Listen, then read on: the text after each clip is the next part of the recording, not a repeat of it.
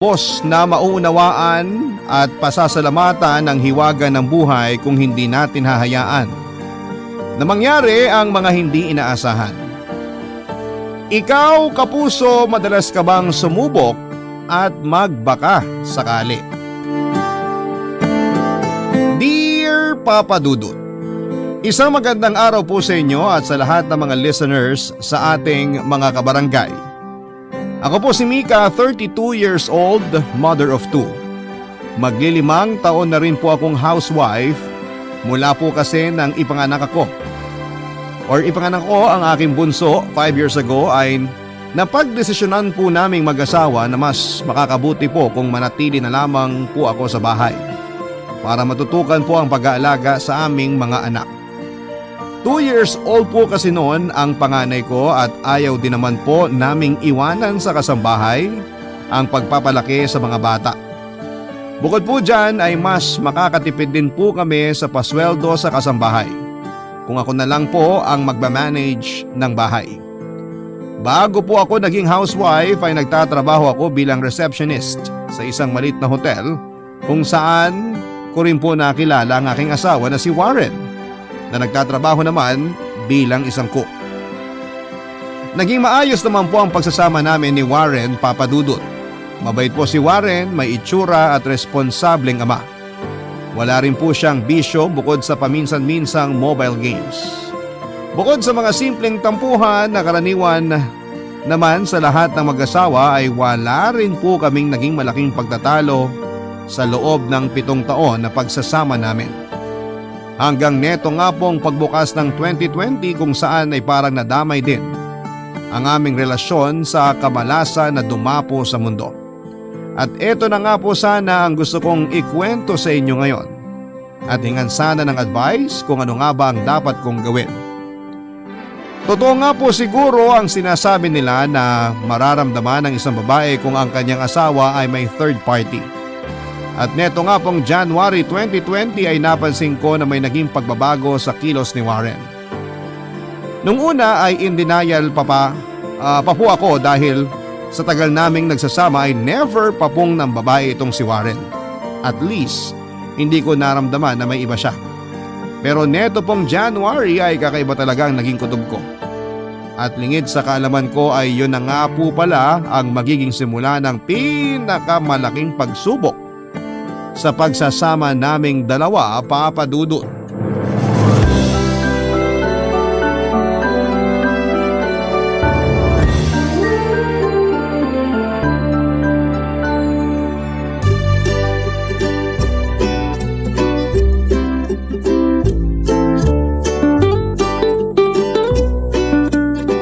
Oh, saan ka galing?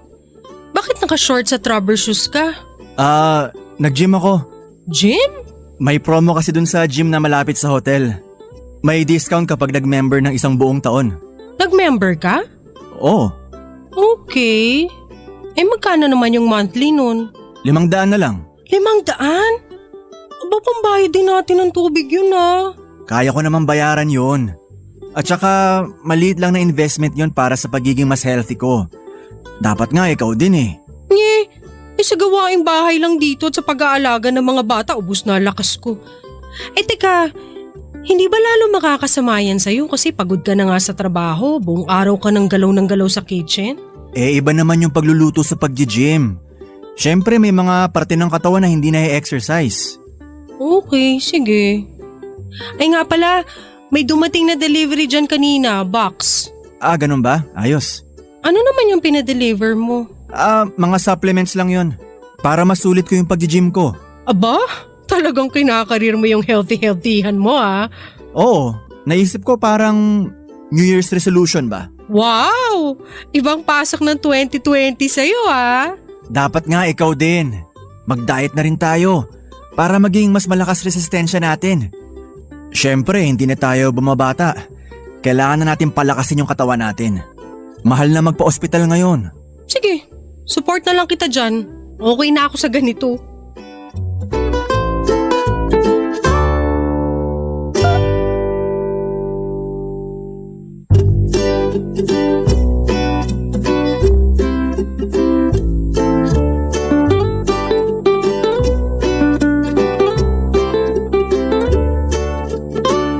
Papa Dudut, nag-check po ako sa internet. Ang mga biniling supplements ni Warren ay nakita kong mga pampalaki sila ng katawan. Doon na po talaga ako nagtaka na parang may kakaiba. Kung ang pakay lang po ni Warren ay mas maging healthy, ay bakit kailangan pa niyang magpalaki ng katawan? Para kanino? Para sa akin nga ba? O para sa sarili niya? Pero bakit parang nagmamadali siyang magpaganda ng katawan? Napakarami pong mga tanong na sumagi sa isipan ko noon, Papa Dudut, pero sinubukan ko pong magmaang-maangan at pilit na isinantabi ang mga agam-agam ko. Nang lumipas po ang mga araw ay napansin kong mas nagiging banidoso na nga po itong si Warren. At may mga bagong damit na binili, sapatos, maging pabango.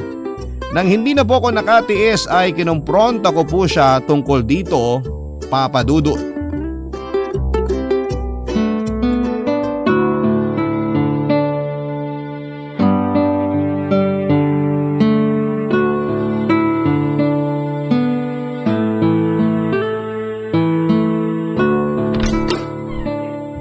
Oh, anong ginagawa mo dyan sa cabinet ko?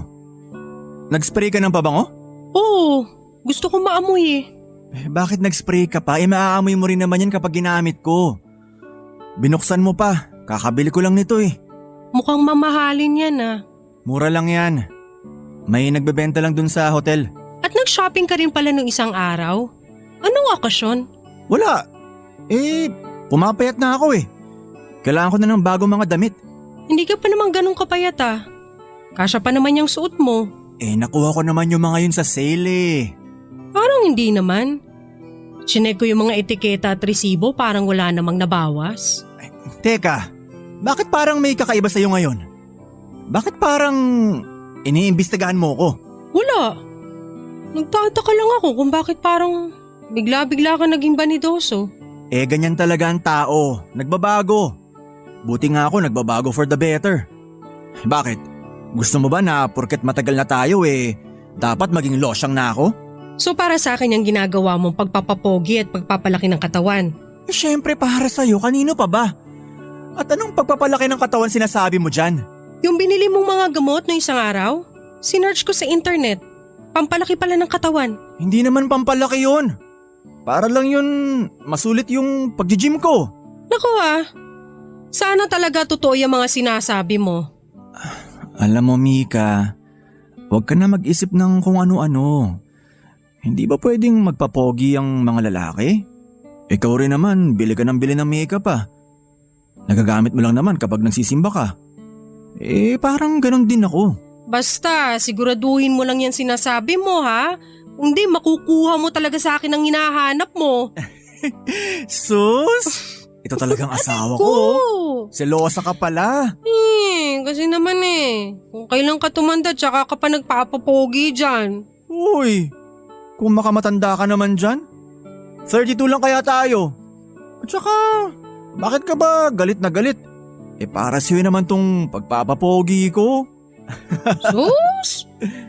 Ay naku, siguraduhin mo lang Warren kundi malilintikan ka talaga sa akin. Lumipas po ang mga araw na nagpatuloy po si Warren sa kanyang New Year's resolution ng pagiging mas maalaga raw sa katawan, Papa Dudut. Kahit na busy sa trabaho ay parang halos 3 beses sa isang linggo siya kung mag-gym. At nung tumagal nga po ay halos parang araw-araw na niya itong ginagawa. Hanggang sa medyo humupa na nga po ang pagdududa ko sa kanya at unti-unti nang nasanay sa kanyang bagong katauhan. Lalo pa po dahil unti-unti na po ulit akong nagwagwapuhan sa asawa ko kaya hindi na ako nagreklamo. May itsura naman po kasi si Warren kahit na noon pa. Sa katunayan nga po ay nung una ko siyang makita sa hotel na pinagtatrabahuhan namin ay naging crush ko na po siya kaagad. Pero medyo natagalan po na magka-developan kami sa isa't isa dahil nalaman ko na moving on pa po pala ito sa isang relationship sa kanyang girlfriend na nakipaghiwalay sa kanya dahil gusto nitong mag-abroad samantalang ayaw po ni Warren na umalis ng bansa. Yung babae naman po ay ayaw ng LDR Kaya pinagpalit niya ang relasyon kay Warren para maabot ang pangarap niya. At nalaman ko rin po, Papa Dudut, na ako pala ang pumalit sa posisyon ng babaeng yon sa hotel. At sa pagbibiro ng tadhana, ako rin po ang pumalit sa kanya sa puso ni Warren. Barangay Love Stories. Barangay Love Stories. Maski po ako ay nahumaling at nainganyo na rin kay Warren, Papa Dudut.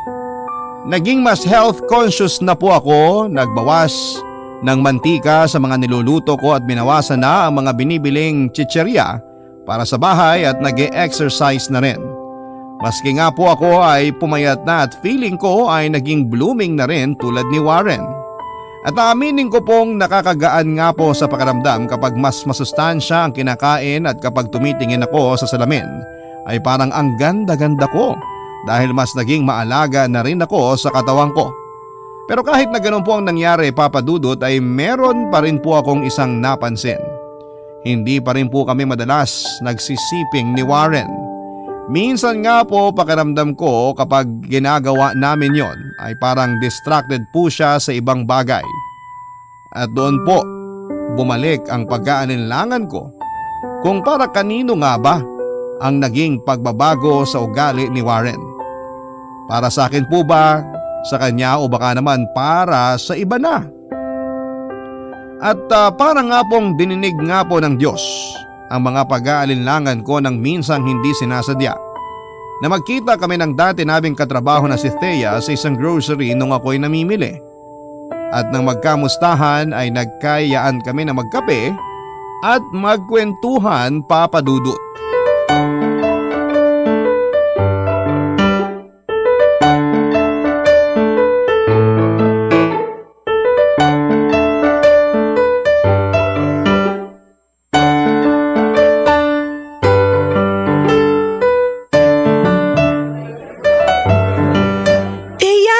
Kumusta ka na? Okay naman. Uy nga pala, libre ko na to ha. Naku, ano ka ba? Hindi na, sagot ko na. Kaka-promote ko lang din kasi sa trabaho ng isang araw. Wow! Congratulations! Eh, salamat. Pero nako, parang totoo yung kasabihan na. Pag swerte sa trabaho, malas naman sa love life. Dahil hanggang ngayon, single pa rin ako eh. Talaga? Bakit? Wala ba dun sa hotel ninyo? Naku ang babata ng katrabaho ko. Tapos yung mga kaidaran ko naman, lahat kundi may asawa na, may girlfriend na.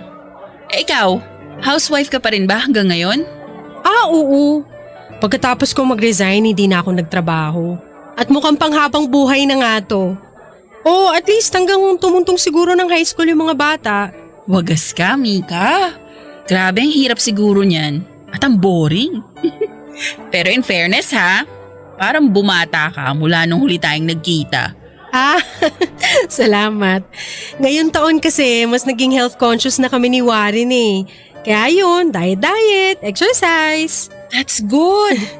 Naku, sobrang stress sa trabaho. Wala na akong time mag-gym. Kahit na meron naman kaming libre dun sa hotel. Buti nga nagkita tayo ngayon. Nakahinga-hinga man lang ako. Kahit nga tuloy yung reunion ng batch namin ni Warren, hindi na ako nakapunta. Reunion ng batch nyo? Oo, sa hotel. Yung batch namin ni Warren. Diba parang kami yung mga first trainees dun? Talaga? Kailan? Di mo ba alam? Mga 2 weeks ago siguro. Teka, hindi ka ba sinabihan ni Warren? Hindi. Wala naman siyang nababanggit. Pero late na nga siyang umuwi nung isang Sabado. Ang sabi niya nagkayayaan daw sila ng inuman ng kitchen staff. Ba't kaya? O bakit? Wala. Oy, Thea, ano yan? Sabihin mo sa akin, kundi, naku! Parang wala tayong pinagsamahan ha? Hindi.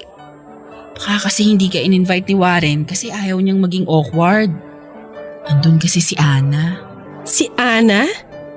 As in yung ex-girlfriend ni Warren? Oo, bumalik kasi ng Pilipinas galing Abu Dhabi. Yun nga rin yung dahilan kung bakit nagkayayaan ng reunion eh. Ganun ba? Bigla pong nandilim ang paningin ko nang marinig ko ang sinabi ni Thea, Papa Dudut. Para po akong biglang sinapak ng pagkakataon sa revelasyon ni Thea.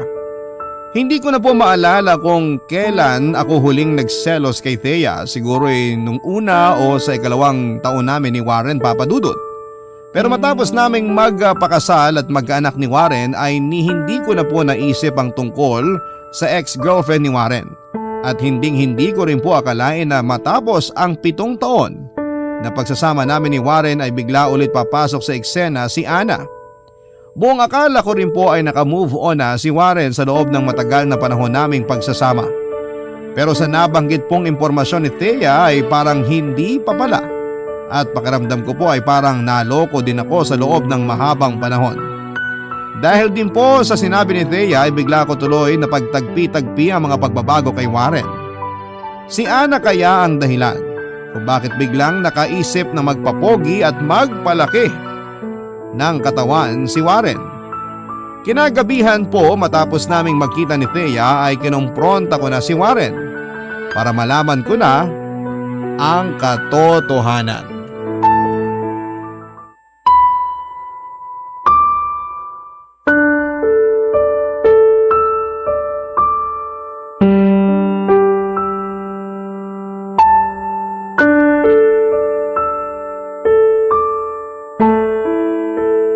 Warren! Warren! Oh, Kumising ka, may tatanong ako sa'yo. ano? Hindi ba pwedeng bukas na yan paggising natin? Bakit hindi mo sinabi sa akin na may reunion kayo? Ano? At bakit hindi mo sa akin sinabi na nandun si Ana? Alam ko na kasi yung magiging reaksyon mo kaya hindi ko na sinabi. Bakit mo naman iisipin na ganito ang magiging reaksyon ko? Siyempre, dahil ex ko yung tao. So kahit na more than 7 years na kayong hiwalay, kasal na tayo at may mga anak na tayo, iniisip mo pa rin na magseselos ako kay Ana, ganun ba? Oo. Hindi mo ba naisip na sa pagtatago mo ng totoo, mas lalo akong maghihinala sa'yo? Maghihinala na ano? Pwede ba, Mika? Gabing-gabi na. Ginising mo ako para dyan sa walang kakwenta-kwentang bagay na yan? Kailan mo nalaman na babalik si Ana dito? Ewan, hindi ko alam. Doon ko lang nalaman nung nag-attend ako ng reunion. Sinungaling? Anong sinungaling? Kaya kayo nag-reunion dahil bumalik si Ana sa Pilipinas? Yun ang dahilan. Siya ang nagyaya, tapos sasabihin mo na hindi mo alam? Teka, bakit ba ang dami mong alam? Sino ba nagsabi sa'yo? Huwag mo ibahin ang usapan.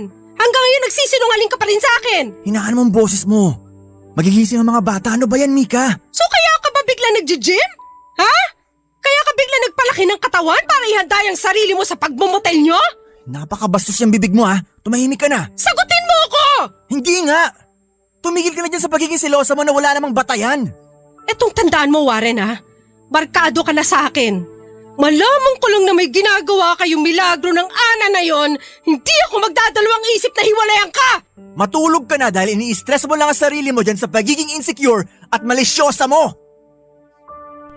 Mula po nang kumprontahin ko si Warren tungkol sa kanyang ex-girlfriend ay naging tensyonado na rin po ang samahan namin, Papa Dudut. Sa katunayan nga po, unang Valentine's date namin na hindi man lang naging romantic si Warren. Dinala niya lamang po ako sa isang restaurant, binigyan ng roses at yun na, parang trabaho lang. At nung naroon din po kami, halos hindi rin kami magkwentuhan at parang malayo din ang iniisip niya. Bukod pa dyan ay napansin ko rin na parang naging mas mainitin ang ulo ni Warren, Papa Dudut. Hindi na po namin napag-uusapan na muli si Ana pero patuloy siya sa pagiging cold sa akin. Maski nga po ang mga anak namin ay medyo napansin na rin ang pagbabago sa ugali ng kanilang ama. Pero pinaliwanag ko na lamang po sa kanila na pagod lamang ang tatay nila sa trabaho kaya madalas itong tahimik sa bahay. Kaya minsan ay naiiyak na lamang po ako, Papa Dudut. At ang panahon ko lang para umiyak ay kapag walang tao sa bahay namin. Kapag nasa eskwelahan ng mga bata at nasa trabaho naman si Warren. Gulong-gulo na po ang isipan ko dahil para po akong may kalaban na hindi ko naman nakikita. Pero hindi ko rin naman po alam kung dapat nga ba akong mangamba. o masyado lamang akong napaparanoid at insecure? Kagaya na nga rin ang sinabi sa akin ni Warren, Papa Dudut. Barangay Love Stories. Barangay Love Stories. Hindi ko na rin po napigilan ang sarili ko, Papa Dudut, at nag-imbestiga na ako kay Ana. Sinearch ko siya sa internet at ang kanyang mga social media accounts, pero lahat po ay naka-private at wala akong ibang makita na impormasyon. Maski po ang mga common friends nga nila ni Warren ay inestalk ko na rin ang mga social media, pero wala rin naman po akong masyadong makuhang impormasyon. Ang tangi ko lang pong impormasyon na nakuha ay may boyfriend itong si Ana. Gayunpaman ay hindi pa rin naalis sa isipan ko na kung meron nga siyang boyfriend, hindi naman ibig sabihin noon ay wala na siyang kalaguyong iba, Papa Dudut. Habang lumilipas ang mga araw ay mas lalo pong nagiging mainitin ang ulo ni Warren, Papa Dudut. At sa paglipas din ng mga araw ay mas lumalakas ang kutob ko na may kakaibang nangyayaring hindi ko alam. Isang araw dahil hindi ko na nga rin po napigilan ang sarili ko ay kinonta ko na nga pong muli si Thea at nakipagkita ako sa kanya para makakuha pa ng dagdag na impormasyon tungkol kay Ana.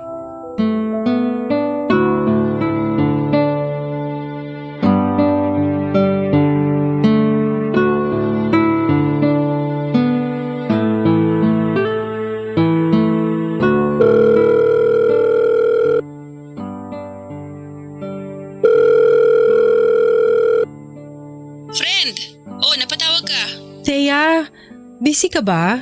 Hindi naman masyado. Kakauwi ko lang naman. Anong meron? May itatanong sana ako sa'yo eh. Ano yun? Friend, hindi kasi ako mapakali after nung huling pag-uusap natin. Oh, bakit naman? Kasi nga dun sa nabanggit mo na umuwi si Ana. Okay. Bakit? Ano bang bumabagabag sa'yo? Hanggang ngayon kasi hindi ko maalis sa isip ko kung bakit nagsinungaling si Warren sa akin tungkol dun eh. Ang sabi niya, para daw hindi ako magselos. Pero ewan, iba kasi ang kutob ko. Okay. Anong gusto mong malaman? Hindi rin ako naka-attend ng reunion eh. Wala rin akong balita kung anong nangyari dun. Hindi ba kayo nakapag-usap o nagkita ni Ana nitong nakaraan? Hindi friend eh. Busy sa trabaho. Nag-message lang ako sa kanya na welcome back sa Pilipinas tapos nag-thank you siya. Yun na rin yung huli naming pag-uusap. So friends kayo sa social media no? Oo. Ngayon, paparanoid ako eh. Feeling ko kasi parang may kakaiba kasi sa kinikilos ni Warren itong mga nakaraang linggo. Ha? So kutob mo na may relasyon sila? Hindi naman. Ewan. Pero friend, ewan ko ha. Kasi ang huli kong alam kay Ana, 5 years na sila ng boyfriend niya. Tapos nung isang linggo, nakita ko nag-post siya na engaged na sila. Parang nung Valentine's lang ata nag-propose. Ha? Oo. Well, mukha naman silang masaya dun sa pictures ng fiancé niya. Ganun ba? So ayun. Bakit hindi mo nalang kausapin si Warren tungkol dyan? Kinausap ko na nga siya pero nagalit lang. Silosa daw ako at insecure. Anyway, sige Thea ha, maraming salamat. Pasensya na sa istorbo.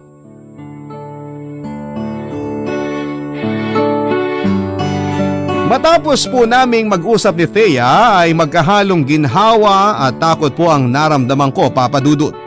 Ni hindi ko nga po alam na posible palang maramdaman ang dalawang magkaibang bagay na yon ng sabay. Nakaramdam po ako ng ginhawa dahil alam kong kakasagot lang ni Ana sa boyfriend niya at ikakasal na sila. Kaya't mababawasan na ako ng kakompetensya, pero nakaramdam din po ako ng pangamba na baka palaging mainitin bakit nga ba palaging mainitin ang ulo ni Warren? Ay dahil marahil ay nalaman na niyang ikakasal na ang ex-girlfriend niya. Hindi ko po kaagad kinompronta si Warren tungkol sa natuklasan ko, Papa Dudut. Siguro may bahagi rin sa akin na natakot na baka makarinig ako ng mga bagay kay Warren na lubos na ikasasakit ng puso ko. Sinubukan ko na lamang pong isantabi ang nararamdaman ko at pinilit ang sarili ko na mapayapa sa impormasyon na ikakasal na si Ana sa iba. Kaya't hindi na niya maaagaw pa sa akin si Warren, pero nagkamali ako, Papa Dudut. Isang gabi ay umuwi po ng lasing si Warren at dumiretso na sa kama at natulog. Doon po ay hindi ko na napigilan ang sarili ko. Naisip ko ng pagkakataon ko na rin yon para makapag-imbestiga. Chinek ko po ang cellphone ni Warren at doon na po gumuho ang mundo ko, Papa Dudut. Silipin ko nga tong phone mo kung wala ka talagang tinatago. Ano nga uli yung password niya? Text ni Warren kay Ana. Ana, mahal na mahal pa rin pala kita. Ana, please wag ka muna magpakasal. At nag-reply pa tong babaeng to. Warren, parang awa mo na. Patahimikin mo na ako. Dapat hindi na lang ako nakipagkita sa'yo. Maawa ka sa asawa mo. Warren! Warren, kumising ka dyan! Ano ba? Kumising ka, sabi! Ano ba problema? Ang ingay-ingay mo. Ano to mga message na to kay Ana, ha? Anong message? Eto! Ana, mahal na mahal pa rin pala kita. Ana, please, wag ka muna magpakasal. Ana, bigyan mo naman ako ng pagkakataon pa. Ano to mga to? Akin na yan. Ayop ka! Ayop ka! Ayop ka! Aray, Kailan ano ba? pa, ha? Kailan mo pa ako niloloko? Hindi kita niloloko. So ano yan? Uling-uli ka na, itatanggi mo pa? Mahal mo pa rin si Ana! Niloko mo ako! Hindi ko sinasadya. Hindi ko sinasadya. Akala ko naka-move on na rin ako, Mika. Maniwala ka. Pero nung nakita kami, ewan ko, parang bumalik lahat. Bumalik lahat? Kaya pala babalikan mo siya at iiwan mo kami ng mga anak mo? Ganun ba plano mo, ha? Hindi. Ewan ko. Naguguluhan ako. Huwag ka na maguluhan! Lumayas ka na dito! Iwanan mo kami ng mga anak mo at sumama ka na dyan sa ano mo na yan! Hindi ko gagawin yan. Hindi mo gagawin pero yun ang gusto mong gawin, di ba? Patawarin mo ako. Hindi! Hindi kita mapapatawad! Ayaw mo umalis, ha? Ito, alisin mo lahat ng mga gamit mo dito! Umalis ka na! Puntaan mo na yung Ana na yon! Pigilan mo siya sa pagbabakasal niya! Mika, ano ba? Matulog na lang tayo. Hindi! Sa tingin mo makakatulog pa ako? Sa tingin mo makakatulog pa ako bukas? Sa isang araw o sa isang linggo? Hindi! Hindi ako makakatulog hanggat nandito ka at nakikita ko yung pagmumukha mo! Hindi ko kaya matulog sa isang bahay na kasama ang asawa ko na sa loob ng ilang taon may iba naman palang mahal! Lumayas ka! Lumayas ka na! Mika, please. Pag-usapan natin to. Wala na tayong dapat pag-usapan. Niloko mo ako, pare. Niloko mo kami ng mga anak mo!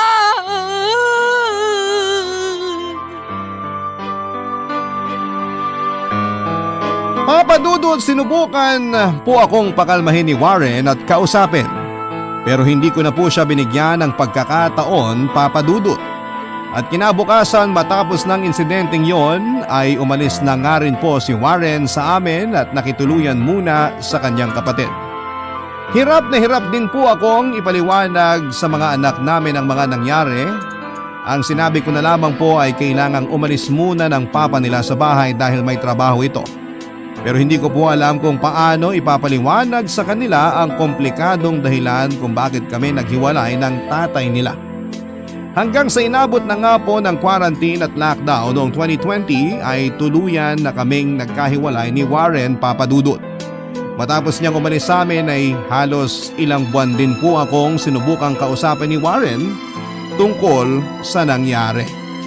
Dala ng galit at pagkalito ay halos magtatatlong taong ko rin pong itinago kay Warren ang mga anak namin. Maski ang kapatid niya at mga magulang namin ay namagitan na para makapag-ayos kaming ulit, alang-alang daw sa mga bata. Pero napakahirap po sa puso ko, Papa Dudut, dahil parang na-trauma na ako sa ginawa niya. Alam ko po kasi na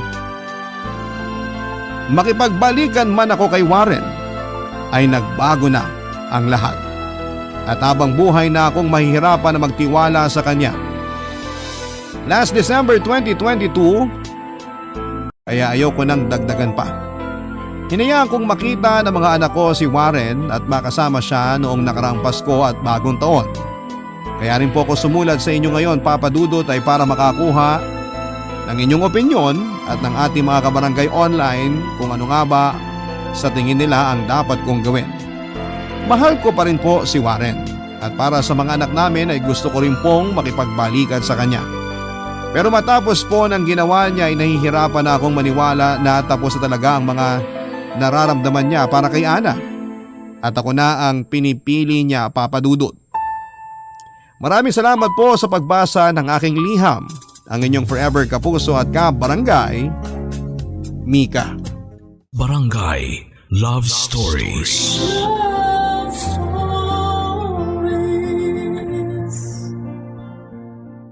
Barangay LS 97.1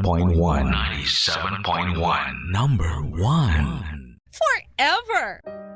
Kabarangay, i-share mo ang iyong barangay love stories. Sabay-sabay nating pakinggan ang iyong kwento ng pag-ibig, buhay at pag-asa. Ipadala lang sa barangaylovestories@yahoo.com. Kanya tayong paniniwala pagdating sa kasal. Ang iba sinasabi na ito ay sagrado at hindi kailanman dapat mawala ng bisa. Meron namang naniniwala na ito ay kontrata lamang na pwedeng mabago, masira o mawala ng kapangyarihan na pagtibayin ang pagsasama ng dalawang taong nagmamahalan.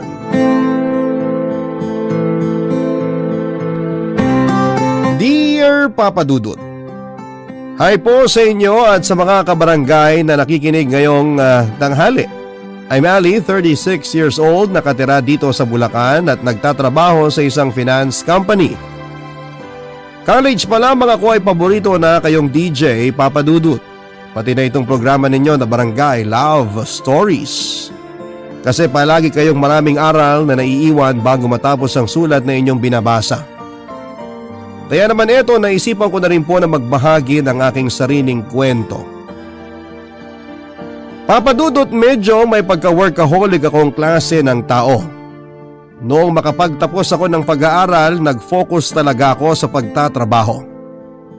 Ako pa naman yung tipo ng tao na palaging may goal pagdating sa trabaho. Dapat kada 2 taon ko sa kumpanya ay napopromote ako. Kapag hindi tumaas ang posisyon ko ay nagre-resign talaga ako at alam ko kasi sa sarili ko na mahusay naman ako at malaking asset sa isang kumpanya. Kaya malakas ang loob ko. Bukod sa pagtatrabaho at kung ano-ano pang pinagkakabalahan, ang pag-gym naman ang isa sa mga pampalipas oras ko. At doon ko nga nakilala si Ricky na isang fitness coach sa gym na madalas kong pinupuntahan, Papa Dudut.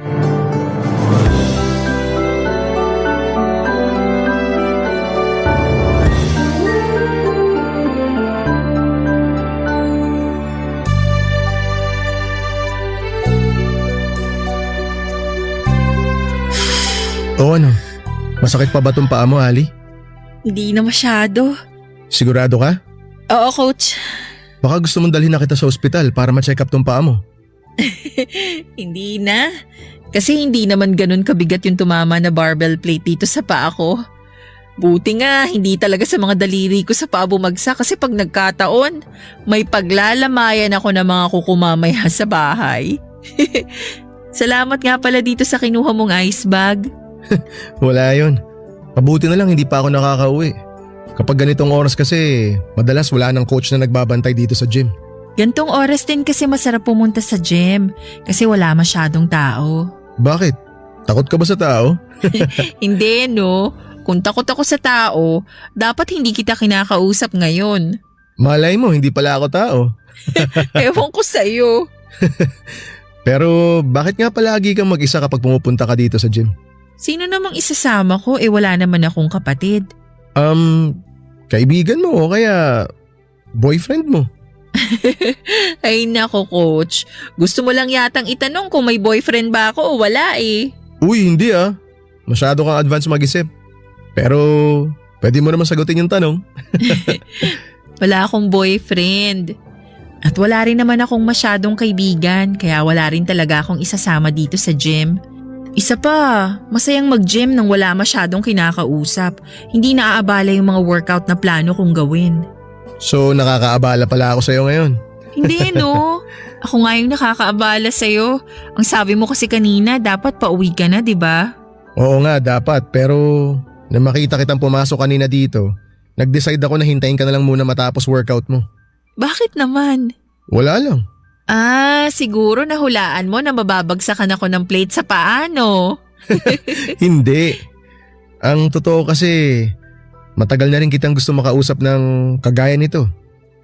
Hindi lang ako makalapit kasi nga may pagkasuplada ka. Uy, coach, nginingitian naman kita. Oo nga, pero hindi man lang umaabot ng 3 seconds yung ngiti mo sa akin tapos umiiwas ka na kagad ng tingin. Mabuti na lang pala talaga na bagsakan ng plate tong paa mo. Nagkaroon tuloy ako ng chance na maglakas loob na lapitan ka. Grabe, ang sama mo, coach. Joke lang. Gusto mong magkape? Di mo na rin naman matatapos workout mo kaya magkape na lang tayo.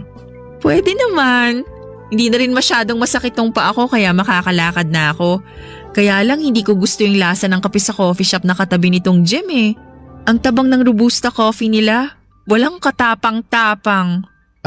Gusto mo ng matapang na kape. Sakto, may alam ako na mas masarap na coffee shop. Ayan, sige, go ako dyan, coach. Ricky na lang. Huwag mo na akong tawaging coach, feeling ko nakakatanda masyado halos magkaedad lang naman tayo. Okay, tara na Ricky. Sige, alalayan na kita.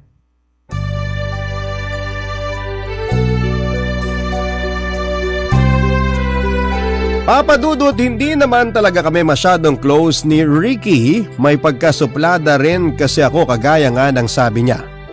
Pero dahil fitness coach nga siya doon sa gym ay medyo nakakangitian ko na rin siya. Hanggang sa makita niya na nabagsakan ng 1.25 kilograms na barbell plate ang paa ko. Nabitawan ko kasi yon nang ilalagay ko sana sa isang equipment na gagamitin ko.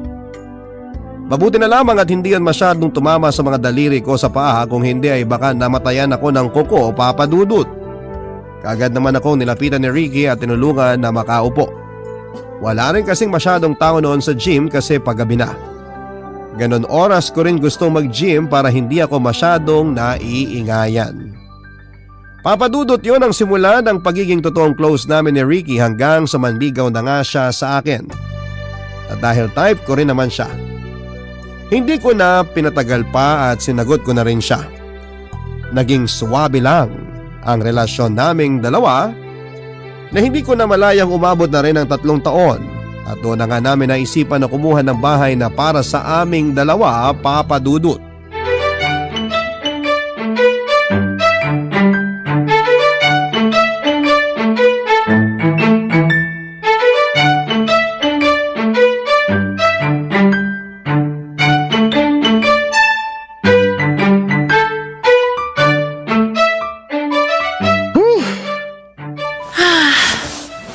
Nakaupo rin dito sa sofa. Grabe, nakakapagod tong araw na to. Sobra. Gusto mo bang magmerienda? Magtitimpla na ako ng juice saka may tinapay pa dun sa kusina. Ilalabas ko na dito sa sala. Mamaya na, dito ka na lang muna sa tabi ko. Mas gusto ko na magkwentuhan na muna tayo kaysa magmerienda. Sige. Pero grabe, ang dami nating gamit na pinasok dito sa bahay. At karamihan doon mga gamit mo, baby. Dinala mo yata yung laman ng 3 cabinet nyo sa bahay. Uy, grabe ko naman baby. Madami lang talaga akong damit, saka dinala ko na rin yung ibang mga gamit ko sa bahay para hindi ko na masyadong kailangang umuwi doon. Ayos lang yon, baby. Kasi bahay naman natin tong dalawa Lahat ng gusto mong ilagay na gamit dito, ilagay mo lang ng ilagay. Pero nakakatuwa, no? Halos nasusunod natin lahat ng mga plano natin. Ang galing mo kasing mag-handle ng pera. Marunong naman akong mag-ipon, pero medyo magastos din kasi talaga ako. Halata nga, kasi ang dami mong damit at bag na dinala dito sa bahay natin. 4 na kahon ata yun. Ikaw kanina mo pa pinagdidiskitahan ng mga gamit ko. Uy, hindi naman. Napansin ko lang kasi. Pero tama ka sa sinabi mo. Hindi naman talaga ako kuripot pero para sa akin, kailangan na palaging nakaplano kung saan mapupunta yung bawat kinikita natin sa trabaho. Para hindi tayo magtaka kung bakit nauubos kaagad bigla, di ba? Alam natin kung saan natin ginagastos yung bawat sentimo ng sweldo natin. Diyan naman talaga ako bilib sa'yo, baby. Napakasipag mong gumawa ng plano. At marami pa tayong gagawing mga plano na magkasama. Oo, baby. Kagaya ng pagbabakasyon natin sa iba't ibang parte ng Pilipinas o kaya pwede rin sa abroad. Tapos yung pagbili natin ng kotse kapag medyo nakaluwag-luwag na tayo. Saka pati na yung… Pagpapakasal nating dalawa. Ha? Oh, bakit parang nagulat ka? Siyempre kasama yung pagpapakasal sa mga magiging plano natin. Oo, pwede namang kasama yung kasal. Anong pwede naman? Dapat talaga kasama yun. Pwera na lang kung hindi pa ako yung nakikita mong lalaki na gusto mo makasama habang buhay. Siyempre, ikaw lang at wala nang iba. Ano lang kasi, parang medyo maaga pa para pag-usapan natin ang tungkol sa bagay na yan. Baby, hindi na tayo bumabata. Pwede na nga tayong gumawa ng bata Sira ka talaga. Pinatatawa lang kita kasi parang naging seryoso ka bigla. Medyo nakakagulat lang naman kasi yung sinabi mo. Anong nakakagulat dun? Magkasama na nga tayo sa iisang bahay. As in bahay nating dalawa. Kaya sa tingin ko, kailangan na rin nating isama sa mga plano natin yung pagpapakasal. Kasi dun din naman tayo papunta Baby, medyo nagugutom na pala ako. Parang gusto ko ng pizza. Tatawag lang ako para maka-order na ako ng merienda natin. Wait lang Papadudod, para sa akin ay okay naman ang ganong setup ng relasyon namin ni Ricky. Hindi namin kailangang madaliin ang mga bagay-bagay. May tamang oras para sa lahat. Lalo na at ramdam ko naman na pareho kaming seryoso ni Ricky sa isa't isa. Kaya mas pinagbuti na lamang namin na mag-focus sa kung anuman ang meron kami na mga oras na yon. At sa kanya-kanya naming mga trabaho. Part-timer nga lang pala si Ricky sa pagiging fitness coach at kagaya ko ay nag-uopisina rin siya. Naghati kami sa mga gastusin sa bahay, hulog sa bahay at pati na rin sa pagbabayad ng kotse na kinuha na rin namin noon. Nakakatuwa siyang kasama sa bahay kasi matipid siyang tao. Kaya mas naging wise din tuloy ako pagdating sa paggastos. Hindi niya naman ako hinihigpitan pero pinapaalala niya sa akin yung mga mas importanteng bagay na kailangan kong paglaanan ng pera. Iba na rin talaga yung may partner ka. Kesa wala akong ibang iniisip noon kung hindi ang paggastos para sa sarili ko, papadudot. Kabarangay, i-share mo ang iyong barangay love stories. Sabay-sabay nating pakinggan ang iyong kwento ng pag-ibig, buhay at pag-asa. Ipadala lang sa barangaylovestories@yahoo.com. Papadudot, hindi ko alam kung nagkataon lang ba o talagang swerte yung naging pagsasama namin ni Ricky. Dahil ilang buwan lang ang lumipas ay magkasunod kaming na-promote sa kanya-kanya naming trabaho. Para tuloy umayon ang lahat sa mga plano namin. Para tuloy umaayon ang lahat sa mga gusto namin sa buhay. Lumaki ang ipon namin tapos ay nakabili pa kami ng mga bagong gamit sa bahay. Ang sarap pala ng feeling na nakikita mo yung mga napupundar mo sa loob ng isang bahay. Hindi kagaya ng ginagawa ko dati na puro pagkain at pang shopping lang ang madalas kong pinagkakagastusan. Noong mga panahon na yon ay mas pinaghahandaan namin ni Ricky ang future naming dalawa. Since nagsasama na kami sa isang bahay na parang tunay na mag-asawa ay alam kong hindi rin imposible na magkaroon kami ng anak. Kahit pareho kaming nagkokontrol pagdating sa pagsisibing. Hindi pa rin namin masasabi noon ang pwedeng mangyari. Yun din ang isa sa gustong paghandaan ni Ricky, yung magandang buhay na maibibigay namin sa magiging anak namin Papa Dudut.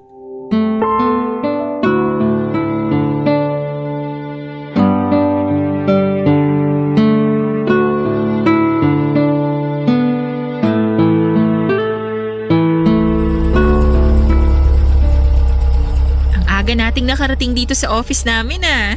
Hindi rin kasi masyadong traffic ngayon. Oo nga. Baka malate pala ako sa pag-out mamaya. Patapos na kasi ang buwan kaya marami kaming kailangan tapusin para ma-meet yung deadline namin. Sakto pala kasi may overtime din kami mamaya. Talaga? Parehas pala tayo? Tambak din kasi ang trabaho namin sa opisina eh. Kaya nga weekends na lang ako nakakapag-duty sa gym. Okay, chat na lang kita mamaya pagtapos ng shift ko. Baba na ako ng kotse, baby. Okay baby, ingat ka ah. I love you. I love you too. Ingat ka sa pag-drive. Bye!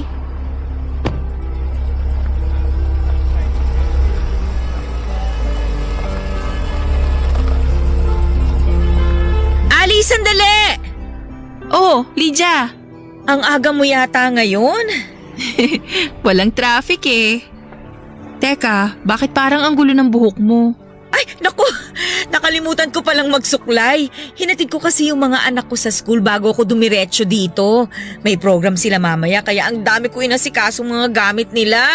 Hindi ka hinatid ng asawa mo? Ay, wala siya sa bahay eh. Nasa out of town seminar kaya mag-isa lang ako nag-asikaso sa mga anak namin. Mahirap nga yan, lalo na 3 pa ang anak ninyo. At pare-pareho pa silang nasa elementary. Eh, ikaw ba? Anong ako? Kailan ka lalagay sa tahimik na buhay? Ha? Tahimik naman ang buhay ko ah. Alam ko, ang ibig kong sabihin, kailan ka magpapakasal? Kayo ni Ricky. Kailangan pa ba yun? Ang alin? Ang magpakasal? Abay oo naman ano. Paano kayo gagawa ng mga anak niya kung hindi pa kayo kasal? Kailan pa naging requirement ang kasal para magkaroon kami ng anak ni Ricky? Ibig sabihin, okay lang sa'yo na magkaroon kayo ng anak kahit hindi pa kayo kinakasal ni Ricky? Oo naman. Wala naman ako nakikitang problema dun. Bakit kasi ayaw mo pang magpakasal? May sarili na kayong bahay at sasakyan na. At saka kasal na lang talaga ang kulang sa inyong dalawa. Choice namin yun. Choice nyo o choice ni Ricky para magbuhay binata siya? Choice naming pareho yun. Na hindi namin dapat pinipressure ang sarili namin tungkol sa bagay na yan. Nagkakaedad na rin kayong dalawa. Bakit hindi nyo simulang planuhin man lang? Wala rin naman kasi ako nakikita na dahilan para madaliin ang mga bagay lalo na ang tungkol sa kasal. Saka sa setup namin ngayon, parang gano'n na rin naman yun. Mag-asawa na rin kami sa paningin namin at ng ibang tao. Iba pa rin kasi yung may sumpaan kayo sa harap ng Diyos. O kaya may pinangahawakan na marriage contract. Marriage contract na pwede rin namang mapawalang bisa anytime. Hindi rin ah. Wala namang divorce dito sa Pilipinas. Wala nga pero may annulment naman tayo. Kaya para sa akin, wala ring saysay ang kasal na yan. Kasi nga anytime, pwede rin namang mapawalang bisa ang kasal. Isa pa, kontrata lang naman yan. Kung sa ibang babae ay napaka-importante ng kasal, iba ako, Papa Dudut. Iba ang paniniwala ko pagdating sa bagay na yon. Siguro kasi madali rin akong makontento kaya kontento na rin ako sa kung ano man ang estado ng relasyon namin ni Ricky. Saka para na rin naman kami mag-asawa talaga noon. Magkasama sa bahay na binili namin. May joint account kami sa bangko. Pinapaalam namin sa isa't isa kung may gusto kaming bilhin at kung ano-ano pa. Sapat na yon para masabi ko na masaya na ako sa buhay kasama ko si Ricky.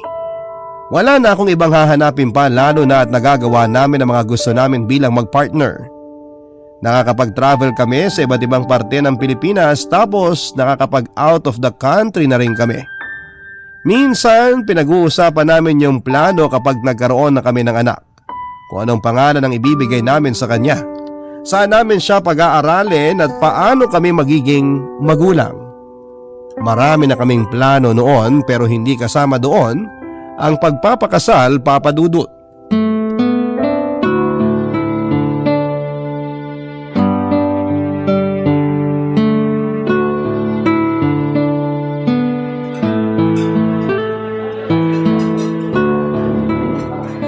Grabe, ang sarap pa rin ng steak nila dito sa restaurant na to. Naku, sinabi mo pa. Ang tagal na natin nagsiselebrate ng anniversary natin dito pero hindi pa rin nagbabago lasa ng steak nila. At kung nagbago man, mas lalo lang sumarap. Pero ang dami na ring nagbago sa itsura nitong restaurant, no? Pati yung garden sa labas, tignan mo oh. Ang dami ng mga bulaklak. Parang dati nga, ang konti lang ng mga halaman dyan eh. Nung unang beses kasi na nag-celebrate tayo ng anniversary dito, hindi pa ganito kalaki tong restaurant na to. Oo, hindi pa. Kasi medyo parang bagong bukas lang din tong restaurant na to noong mga panahon na yun. Naaalala ko na dapat hindi tayo dito magse-celebrate ng first anniversary natin eh. Nagka-problema lang kasi tayo dun sa isang restaurant na una nating pinuntahan. Nawala kasi yung reservation natin sa kanila tapos ang dami pang tao. Haba ng pila. At magulo pa talaga dun. Hindi organized ang mga staff. Tsaka parang hindi malinis yung mga table na malapit sa atin. Mukha lang talaga silang maganda sa mga post nila sa social media. Kaya minsan talaga nakakapeke yung mga nakikita natin sa social media eh. Kasi nilalagyan lang nila ng pangmalakasan na filter. Tama ka dyan, baby. Buti na lang talaga na-discover natin ang restaurant na to. Mukhang dito talaga tayo nakatadhana na mag-celebrate taon-taon. Ang relaxing din kasi ng ambience dito. Tsaka ang babait ng staff. Yun din siguro yung dahilan kung bakit napaganda at napalaki nila tong restaurant. Nakakatuwa, no? Nakita natin kung paano mas nag-improve to kahit 1 o 2 beses sa isang taon lang tayo pumunta dito.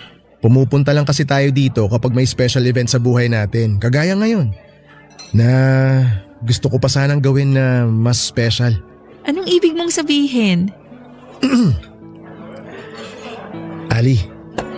Oh, para saan ang maliit na kahon na yan? May regalo ka na sa akin kanina, di ba? Oo nga, meron na pero iba to. Kasi kagaya nga ng sabi ko kanina, gusto kong gawin na mas special ang anniversary natin ngayon. Kasama ang singsing na to. Ali, will you marry me? Ricky. Alam ko na hindi mo masyadong gusto na pinaplano ang tungkol sa kasal. Pero gusto ko na rin kasi na mas mapatunayan sa'yo kung gaano kita kamahal eh. Matagal mo nang napatunayan sa akin yun. Kaya hindi mo na kailangan gawin to. Kailangan pa rin kasi gusto ko. Gusto kong pakasalan ka. Pero Ricky, hindi pa ako handa. Bakit hindi ka pa handa? Takot ka pa rin ba? Hindi ka pa rin ba sigurado sa akin? Hindi naman sa ganun. Ayoko lang na magkaroon tayo ng kontrata na matali sa isa't isa. Tapos mahihirapan lang din tayong kumawala sa huli. Bakit pa tayo kakawala kung sigurado naman na tayo sa isa't isa? Ayoko lang na masakal tayo sa kontrata ng kasal. Ricky, mahal kita. At alam ko na mahal mo rin ako. Hindi naman tayo aabot ng ganito katagal kung hindi natin mahal ang isa't isa. Pero, I'm sorry. Kasi sa ngayon, hindi pa talaga ako handa. Ayoko pa munang magpakasal. Papa Dudut, nakita ko ang lungkot sa mga mata ni Ricky nang tanggihan ko ang alok niya ng pagpapakasal. Bago ang gabi na yon ay nagpapahapyaw na siya sa akin na gusto na rin niyang magpakasal kami. Pero palagi kong sinasabi sa kanya na huwag yon ang gawin naming priority. Ang kasal naman ay nandyan lang yan. Kahit sino ay pwedeng magpakasal. Kahit saan, pwede ring magpakasal. Hindi namin kailangang madaliin ang mga sarili namin. Sinabi ko rin sa kanya na naniniwala ako na ang kasal ay parang kontrata lang din sa isang kumpanya na anumang oras ay pwedeng mapawalang bisa. Bakit pa magpapakasal ang dalawang tao kung sigurado naman sila sa nararamdaman nilang pagmamahal para sa isa't isa?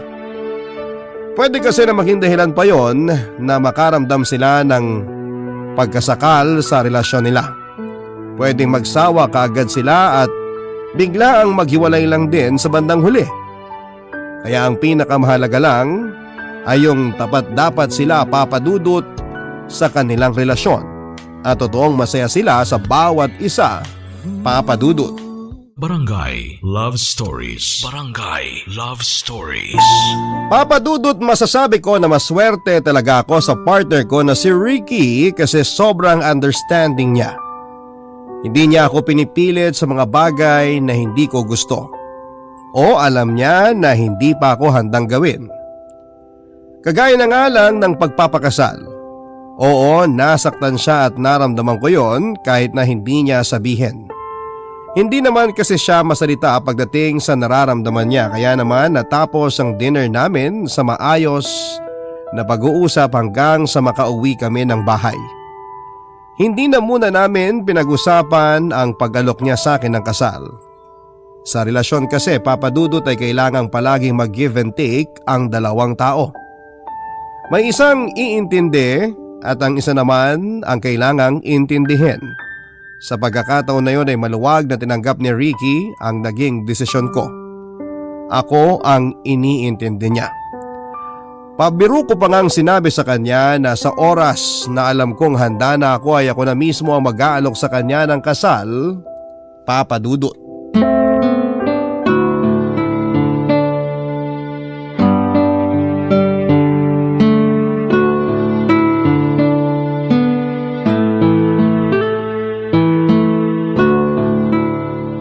Eto na ang kape nyo. Thank you, Mommy. Walang asukal yung kape mo, Ricky. Kasi alam ko na hindi ka mahilig sa matamis na kape. Salamat po, tita. Naalala niyo po pala. Kayo lang naman ang hindi masyadong nakakaalala sa akin. Kasi sobrang bihira niyong dumalaw dito sa bahay. Si Mommy, nagtatampo na naman. Hindi naman sa ganon. Mag-isa na lang din kasi ako dito sa bahay kaya medyo nalulungkot ako kapag hindi niyo ako dinadalaw. Mabuti na lang may mga bata na tumatambay dyan sa harap ng tindahan ko kaya nakakakwentuhan ko rin sila. Sorry po, medyo naging busy lang din po talaga kami sa trabaho. Alam niyo naman, kapag last week ng buwan, tad-tad kami ng deadline sa opisina. Ganon din sa trabaho ni Ricky. Oo nga po, tita. Pasensya na po talaga kung pareho kaming naging busy ni Ali sa mga trabaho namin. Hindi tuloy kami nakadalaw dito sa inyo noong nakaraang buwan. Okay lang yun. Ang mahalaga, alam ko na maayos kayo dun sa tinitirhan yung bahay. Ay, Ali, kukuha na ako nitong mahablangka na dala mo, ha? Sige lang, Mommy. Tita, pwede rin naman po na kayo ang pumunta dun sa bahay namin ni Ali. Kung gusto niyo po, dun na po muna kayo matulog sa amin. Gustuhin ko man, hindi pwede kasi walang magbabantay ng tindahan ko rito. Mommy, pagpahingahin niyo naman din yung tindahan niyo kahit paminsan-minsan lang para makapag-relax din po kayo. Kaya hindi namin kayo masama ni Ricky sa pagbabakasyon kasi hindi niyo maiwan yung tindahan niyo eh. Alam mo naman na mahal ko yung tindahan ko. Mula na mag-resign ako sa trabaho ko sa bangko, yan na ang bumuhay sa ating dalawa, Ali. Sa bagay, naging malaking tulong din naman po talaga yan sa atin, lalo na nung nag-aaral pa ako. Oo, kasi hindi naman na masyadong nag-aabot ng pera yung daddy mo mula nung maghiwalay kami. Ito bang mahablangka na dala mo? Ikaw ba mismo nagluto nito, Ali? Opo, medyo hindi nga po masyadong nabuo. Kaya ayan, malagkit yung texture. Sinunod ko naman yung recipe na nakita ko sa internet. Pero hindi ko pa rin nakuha yung texture na gusto ko sana eh. Masarap naman ang lasa, anak. Kulang lang to sa cornstarch at paghalo habang niluluto mo kaya hindi masyadong nabuo. Yun din nga ang iniisip ko eh. Kaya nga po mas okay na minsan, dun muna kayo sa bahay namin para mas maturuan niyo ako ng tamang pagluluto. Gusto ko kasi talagang matutunan yung pagluluto niyo ng mga kakanin. Sige, sa susunod kakausapin ko yung isang pinsan mo na magbantay ng tindahan natin para makapunta ako sa inyo. Pero kapag nagkaanak na kayo, baka doon na talaga ako tumira sa inyo. Sabi mo yan, Mommy ha? Alam nyo, kakailanganin ko talaga ang tulong nyo pagdating sa magiging anak namin ni Ricky. Oo naman. Eh kailan nyo ba kasi plano magpakasal? Baka matagal pa po yun, kaya huwag na lang po nating pag-usapan. Pinag-uusapan na rin naman natin ang tungkol sa pagkakaroon nyo ng anak. Eh bakit hindi na rin natin pag-usapan na magiging kasal nyo? Hindi pa rin naman po namin na pag-uusapan ni Ricky, kaya change topic na lang din po muna tayo. Anak, huwag mong sabihin na tungkol pa rin sa amin to ng daddy mo. Alam mo naman na… Mami, may juice pa po ba kayo? Parang gusto ko pong mag-juice na lang kasi medyo mainit pa lang panahon ngayon. Oo, meron. Saglit lang at ipagtitimpla kita. Ako na lang po, Mami. Punta lang ako sa kusina sandali. Babalik din po ako kaagad. Papa Dudut, aaminin ko na isa sa mga dahilan kung bakit ayokong magpakasal kay Ricky ay dahil sa mga magulang ko. First love ni Mama ang daddy ko, Papa Dudut. High school pa nga lang daw ay magkarelasyon na silang dalawa. Kaya naman na makagraduate sila at magkaroon ng maayos na trabaho ay kaagad na rin silang nagpakasal. Naging masaya naman daw ang pagsasama nila bilang mag-asawa lalo na nang dumating ako sa buhay nila. Wala nang araw silang mahihiling pa noon kasi kumpleto na ang pamilya namin. Hanggang sa napansin ko na napapadalas ang pag-aaway ni na mommy at daddy. Noong 14 years old na ako, Papa Dudut, pinag-aawayan nila mula sa malaki hanggang sa maliit na bagay. Kagaya na lamang ng mga gawaing bahay o kung sino sa kanila ang kukuha ng card ko sa school. Hanggang sa naghiwalay na nga silang dalawa, Papa Dudut, buwan bago ako graduate ng high school. Imagine that. Ilang dekada na silang magkarelasyon at kung kailan mag-asawa na sila, kasal sa simbahan at may anak na, ay saka pa nila naisipan na maghiwalay. Walang nagawa ang kontrata ng kasal sa paglaho ng nararamdaman nila para sa isa't isa. Ilang beses ko rin pong narinig sa kanila noon na nagsisisi silang nagpakasal sila. At natatakot ako na dumating kami ni Ricky sa ganung point ng buhay namin, Papa Dudut.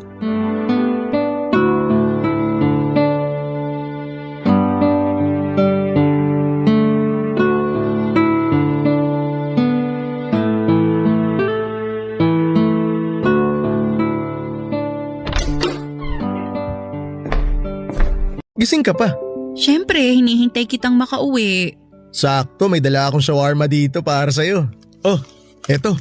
Wow! Thank you! Ang tagal ko na rin nagkikrave nito. Bubuksan ko na tong paper bag ha. Kaya nga bumili ako na may madaanan akong shawarmahan kanina eh. Naalala ko kasi na gusto mong kumain yan pero wala ka namang mabilhan. Wala rin kasing malapit na tindahan dito o sa office namin. Kaya wala talaga akong mabilhan. Ang sarap nitong shawarma, baby. Thank you ulit. You're welcome. Kumusta pala yung kasal na pinuntahan mo? Ayos naman. Masaya yung kasal kasi nga ang tagal na rin magkarelasyon ng dalawang kaibigan ko na yon. Kumbaga, ang tagal na rin nilang hinihintay yung araw na makakasal sila. Saya naman. Sobra. Medyo naluha nga kami ng ibang mga kaibigan ko eh. Witness din kasi kami kung gaano kadami yung mga pagsubok na pinagdaanan nila bago sila makakasal. Sayang, di ako nakasama kanina. Okay lang yun. Biglaan din kasi kasal nila, kaya pati yung pag-invite nila sa akin, biglaan din. Ayun na nga eh. Kaya hindi rin na-approve ang request ko na vacation leave. Gusto ko pa naman sanang makita rin kung gaano kasaya yung mga kaibigan mo habang kinakasal sila. Pwede mo pa rin namang makita yun kapag tayong dalawa na yung ikakasal. Wait lang ah. Bigla akong nauhaw. May lata ng soft drink dyan sa paper bag. Binili ko kasama ng shawarma. Ah, meron ba? Oo, meron. Uy, meron nga. Di ko napansin. Sige, sandali. Buksan ko lang to. Alam mo ba, baby? Tinatanong rin ako ng ibang mga kaibigan ko kanina kung kailan daw ba tayo magpapakasal. Oh, bakit ka naman nila tinatanong? Eh hindi pa naman ako buntis. Kaya rin bigla ang nagpakasal yung kaibigan mo kasi buntis na yung babae, di ba? Oo nga, pero mahal din naman nila yung isa't isa kaya dun din naman ang punta nila. Napaaga lang ng konti kasi nga ang plano nila sa susunod na taon pa talaga sila magpapakasal. Pero at least nasa plano na talaga nila ang pagpapakasal. Ano namang ibig mong sabihin? Parang may iba kang gustong iparating sa akin ah. Wala naman. Naisip ko lang na bakit hindi na rin natin simulan ng pagpaplano para sa kasal nating dalawa? Ricky, sinabi ko naman na sa'yo na wala pa nga sa isip ko yan. Marami pa tayong ibang bagay na pwedeng planuhin para sa ating dalawa. Eh, bakit hindi pa natin isama ang kasal dun? Kasi ayoko nga, okay? Ano bang mahirap intindihin dun? Ano rin bang mahirap intindihin sa gusto na kitang pakasalan kasi mahal kita, Ali? Alam ko naman na mahal mo ko. Pero pwede naman tayong magmahalan ng hindi nagpapakasal, di ba? Nang hindi tinatali ang relasyon natin sa isang kontrata. Hindi lang naman basta isang kontrata ang pagpapakasal eh. Pwes para sa akin kontrata lang yon. Kontrata na pwedeng masira o mapawalang bisa anumang oras. Ricky, magiging honest na ako sa'yo. Sorry pero hindi talaga ako naniniwala sa kasal. Siguro nga, hindi pa talaga ako handa kagaya ng palagi kong sinasabi sa'yo. Pero kung mahal mo talaga ako, irerespeto mo yung desisyon ko. Papadudot nang kausapin ako ni na Mommy at Daddy tungkol sa plano nila noon na paghihiwalay. Isa lang ang naging tanong ko. Bakit nila naisipan na maghiwalay kung kailan may anak na sila? Humingi sila ng sorry sa akin at sinabi nila na nahihirapan na raw silang pakisamahan ng isa't isa. Hindi na raw kasi nila may balik ang pagmamahal nila para sa isa't isa, Papadudot. Pero nangako naman sila na magiging maayos pa rin ang pakikitungo nila sa bawat isa, lalo na bilang mga magulang ko. Umalis si Daddy sa bahay at naiwan ako na kasama si Mommy. Paminsan-minsan ay dinadalaw niya ako at lumalabas kami pero hindi nakasama si Mommy. Papadudot, ilang taon ang lumipas, nagkaroon na ng bagong pamilya si Daddy at si Mommy naman ay nanatiling single. Hindi na raw niya kailangan ng bagong karelasyon dahil kontento at masaya na siya na kasama ko. Dahil nagkaroon na ng ibang mga anak si Daddy ay lumit na ang sustento na ibinibigay niya kay Mommy para sa akin. Hindi naman yun naging problema kasi magaan ang buhay namin noon. Pero medyo natagalan ang pagproseso ng kanilang annulment. Kahit na hindi na nila mahal ang isa't isa ay nanatili silang nakatali at kasal pa rin. Naging komplikado pa ang sitwasyon. Lalo na magkaroon na nga ng bagong pamilya si Daddy. At doon ko talaga naisip na ang kasal naman pala ay hindi talaga simbolo ng pagmamahalan. Kasi kung oo, dapat hindi ng pamilya. Ayun nga lang, Papadudot, magkaiba kami ni Ricky dahil siya naman ay gusto niya na patunayan ang pagmamahal niya sa akin sa pagiging makulit pa rin siya sa mga sumunod na araw, linggo at mga buwan. Hanggang sa nagiging dahilan na yon ang away naming dalawa. Mula sa umpisa kasi wala talaga sa isipan ko ang matali sa isang kontrata ng kasal. Nandun pa rin yung takot ko na baka yun pa ang maging dahilan ng paghihiwalay namin ni Ricky kagaya na nga lamang nang nangyari sa mga magulang ko. Papadudot, sa huli ako pa rin ang nasunod dahil siguro ay napagod na lang din si Ricky na sabihin sa akin na gusto niya akong pakasalan. Natanggap niya na iba ako sa mga babae na nangangarap na pakasalan ng lalaking mahal nila. Dahil ang mahalaga lang naman sa akin, yung tapat kami sa isa't isa at nagkakaintindihan pa rin kami. Yung magiging open kami sa mga isyu namin sa relasyon pati na sa nararamdaman namin. Alam ko kasi na isa yon sa paraan para mas lalong maging matibay ang pagsasama namin. Sa ngayon, Papadudot, 6 na taon na ang relasyon namin ni Ricky at may isang anak na rin kami. Wala pa rin sa isipan ko ang pagpapakasal at tanggap na yon ng partner ko. Iba talaga kapag naiintindihan ka ng taong mahal mo. Pakiramdam ko kasi naging daan yon para mas lalo ko siyang mahalin. Hindi naman kasi kailangan na palagi tayong sumunod sa mga paniniwala. Ang mahalaga ay panatilihin yung matatag ang inyong pagmamahalan. Magbigay ng tiwala, respeto at totoong pagmamahal sa bawat isa. Hanggang dito na lamang po ang sulat ko, Papadudot, ang inyong forever kapuso at kabarangay, Ali. Barangay Love Stories.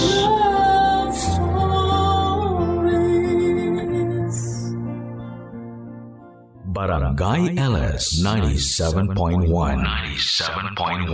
Number 1. Forever.